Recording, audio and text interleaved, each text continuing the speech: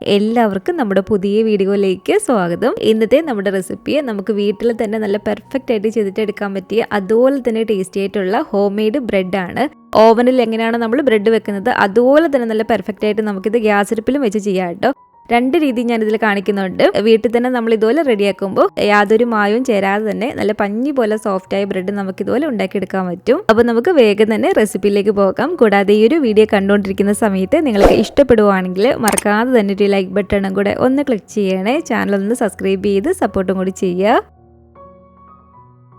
അപ്പോൾ ഞാനിപ്പോൾ ഇവിടെ മിൽക്ക് ബ്രെഡ് ആണ് കേട്ടോ റെഡിയാക്കി എടുക്കുന്നത്. പാല് ഉപയോഗിക്കാത്തവരാണെങ്കിൽ ഈ ഒരു പാലിന് പകരം നിങ്ങൾക്ക് ഇളം ചൂടുള്ള വെള്ളം വേണമെങ്കിൽ എടുക്കാം കേട്ടോ.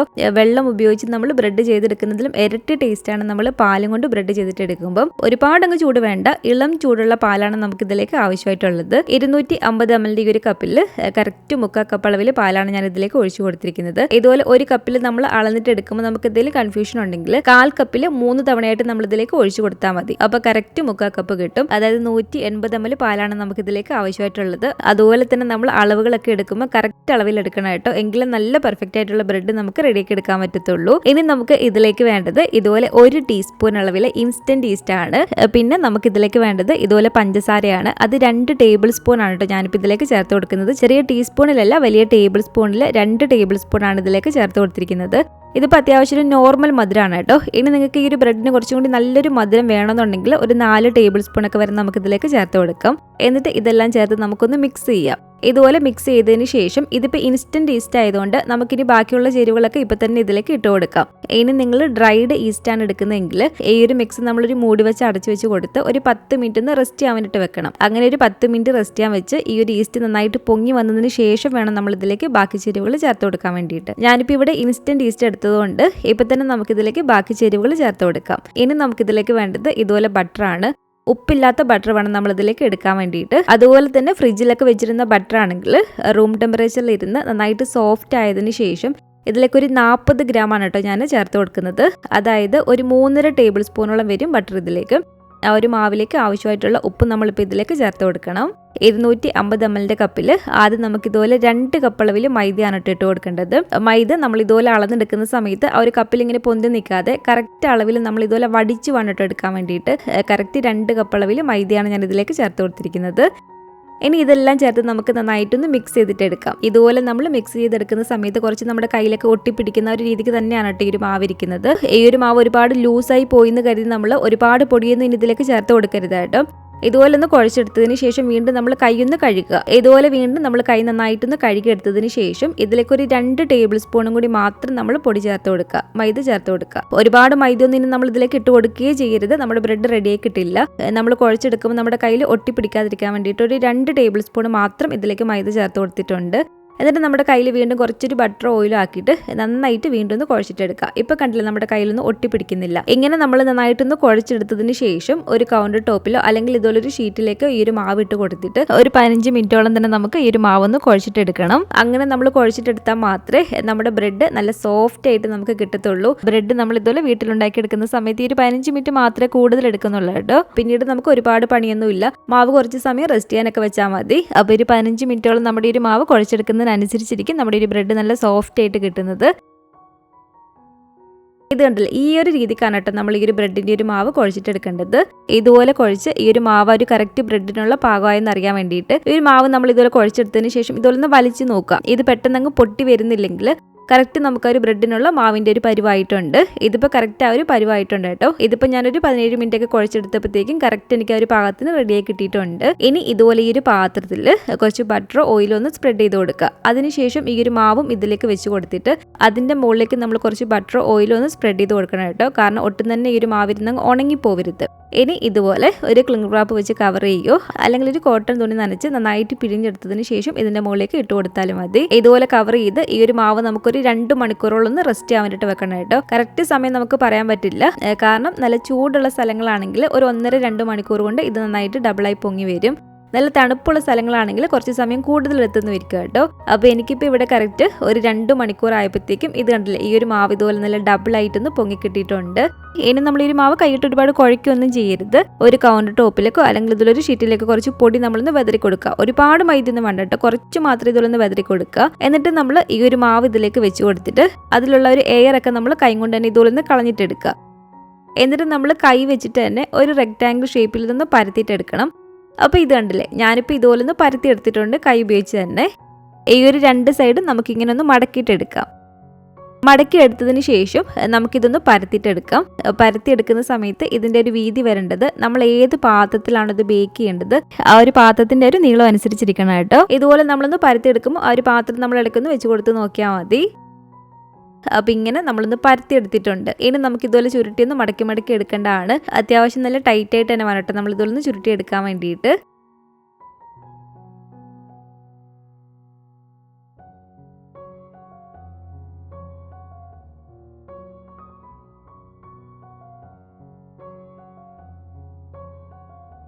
അപ്പം മാവ് ഇതുപോലെ നമ്മളൊന്ന് മടക്കി എടുത്തതിന് ശേഷം ഈ ഒരു 2 അറ്റവും ഇല്ലേ, ആ ഒരു 2 അറ്റവും ഇതുപോലെ ഈ ഒരു മാവ് വലിച്ചിട്ട് നമ്മളൊന്ന് കവർ ചെയ്ത് കൊടുക്കണം.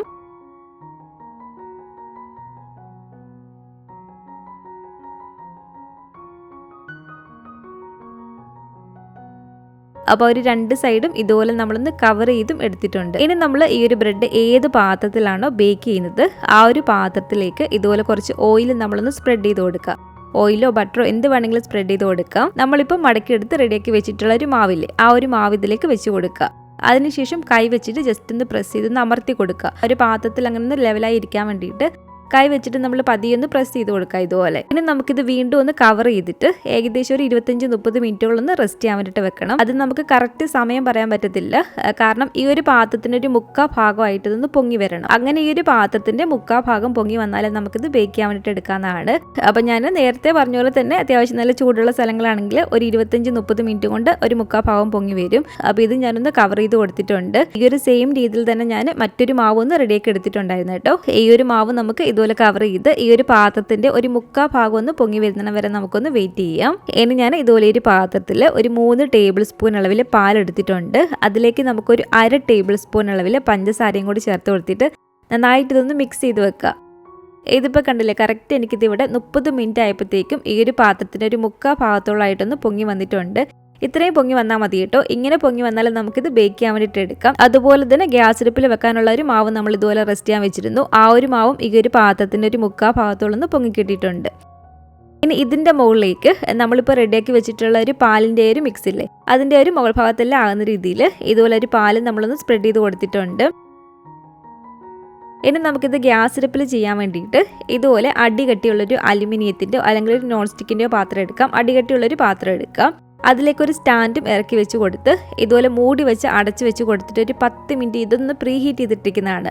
ലോ ഫ്ലെയിമിൽ 10 മിനിറ്റ് പ്രീ ഹീറ്റ് ചെയ്തിട്ടിരിക്കുന്ന പാത്രമാണിത്. അങ്ങനെ പ്രീ ഹീറ്റ് ചെയ്തിട്ടിരിക്കുന്ന പാത്രത്തിൻ്റെ ഉള്ളിലേക്ക് മാത്രം നമ്മളിത് ഇറക്കി വെച്ച് കൊടുക്കാവുള്ളൂ. ഇതുപോലെ ഇറക്കി വെച്ച് കൊടുത്തിട്ട് മൂടി വെച്ച് നമ്മളൊന്ന് അടച്ചു വെച്ച് കൊടുക്കുക. ഈ ഒരു മൂടിയിൽ എവിടെയെങ്കിലും ചെറിയ ഗ്യാപ്പൊക്കെ ഉണ്ടെങ്കിൽ ആവി പുറത്തേക്ക് വരുന്നുണ്ടെങ്കിൽ നമ്മളൊരു അലുമിനിയം ഫോയിലോ എന്തെങ്കിലും വെച്ചൊന്ന് കവർ ചെയ്ത് കൊടുക്കണം.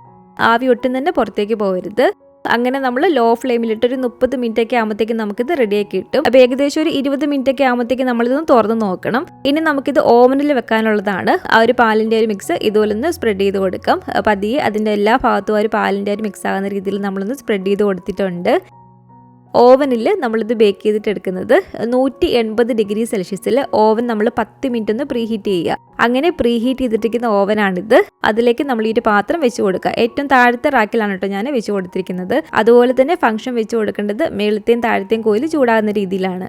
ഇനി നമ്മളിത് അടച്ചു വെച്ച് കൊടുത്ത് 170 ഡിഗ്രി സെൽഷ്യസിലാണ് നമ്മളിത് ബേക്ക് ചെയ്തിട്ട് എടുക്കേണ്ടത്. കറക്റ്റ് ഒരു 30 മിനിറ്റ് ഒക്കെ ആകുമ്പോഴത്തേക്കും ഓവനിൽ വെക്കുന്നത് നല്ല പെർഫെക്റ്റ് ആയിട്ട് നമുക്ക് റെഡിയാക്കി കിട്ടും. ഇതിപ്പോൾ നമ്മൾ ഗ്യാസ് അടുപ്പിൽ വെച്ചതാണ് കേട്ടോ. അതൊരു കറക്റ്റ് ഒരു 20 മിനിറ്റ് ഇപ്പോൾ ആയിട്ടുണ്ട്.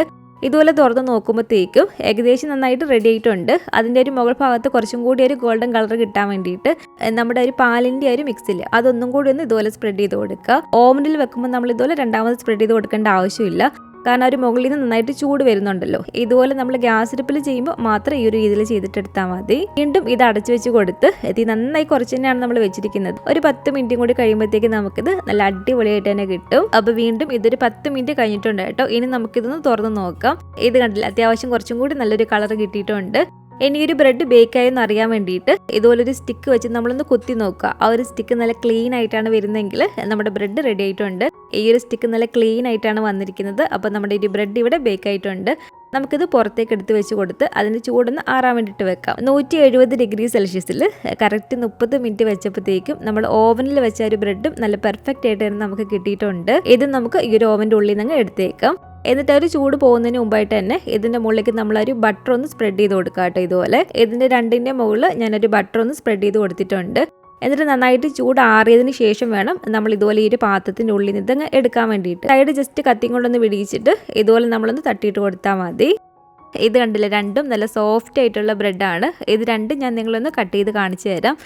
അപ്പോൾ നന്നായിട്ട് ഇതിൻ്റെ ചൂട് ആറിയതിന് ശേഷമാണ് കേട്ടോ ഞാനിത് നിങ്ങളൊന്ന് കട്ട് ചെയ്ത് കാണിക്കുന്നത്. ഇത് നമ്മൾ ഓവനിൽ വെച്ചതാണ്. ഇത് ഞാൻ നിങ്ങളൊന്ന് കട്ട് ചെയ്ത് കാണിച്ചു തരാം. ഇത് കണ്ടില്ല, നിങ്ങൾക്ക് ഇത് കട്ട് ചെയ്യുമ്പോൾ തന്നെ മനസ്സിലാവും നല്ല അടിപൊളിയായിട്ട് തന്നെ നമ്മുടെ ഒരു ബ്രെഡ് ഇവിടെ കിട്ടിയിട്ടുണ്ട്. കണ്ടില്ല, ഒരു കറക്റ്റ് ഒരു ടെക്സ്ചറൊക്കെ അതുപോലെ തന്നെ വന്നിട്ടുണ്ട് കേട്ടോ. നമ്മളൊരു കറക്റ്റ് ഒരു പാകത്തിന് കുഴച്ചെടുത്തിരിക്കുന്നതുകൊണ്ടാണ് ഇതുപോലെ നല്ല സോഫ്റ്റ് ആയിട്ടുള്ള ബ്രെഡ് കിട്ടിയിരിക്കുന്നത്. ഇത് നമ്മൾ ഓവനിലല്ലാതെ ഗ്യാസ് അടുപ്പിൽ വെച്ചതാണ്. ഇതും കൂടി ഞാനൊന്ന് കട്ട് ചെയ്ത് കാണിച്ചു തരാം. അപ്പോൾ ഇതും നല്ല അടിപൊളിയായിട്ട് തന്നെ നമുക്കിവിടെ റെഡിയാക്കി കിട്ടിയിട്ടുണ്ട്. അപ്പോൾ ഈ രണ്ട് രീതിക്കും നല്ല അടിപൊളിയായിട്ട് തന്നെ നമുക്ക് വീട്ടിൽ ബ്രെഡ് റെഡിയാക്കി എടുക്കാൻ പറ്റും. ഈ ഒരു മിൽക്ക് ബ്രെഡ് വെറുതെ കഴിക്കാനാണെങ്കിൽ നല്ല ടേസ്റ്റ് ആണ്. അല്ലെങ്കിൽ ഇതുപോലെ കട്ട് ചെയ്തിട്ട് ജാമ് തേച്ചിട്ട് വേണമെങ്കിലും കഴിക്കാം. അല്ലെങ്കിൽ ഇതുപോലെ ബ്രെഡിന്റെ കൂടെ നല്ല ചൂട് ബീഫ് കറിയോ ചിക്കൻ കുറുമയോ മുട്ടക്കുറുമയോ അതുപോലെ തന്നെ വെജിറ്റബിൾ കുറുമയോ ഒക്കെ നല്ല ടേസ്റ്റാണ്. അങ്ങനെ കഴിക്കാൻ ഇഷ്ടമുള്ളവർക്ക് ആ ഒരു രീതിക്ക് വേണമെങ്കിലും കറി കൂട്ടി കഴിക്കാനും ഇത് നല്ല അടിപൊളിയാണ്.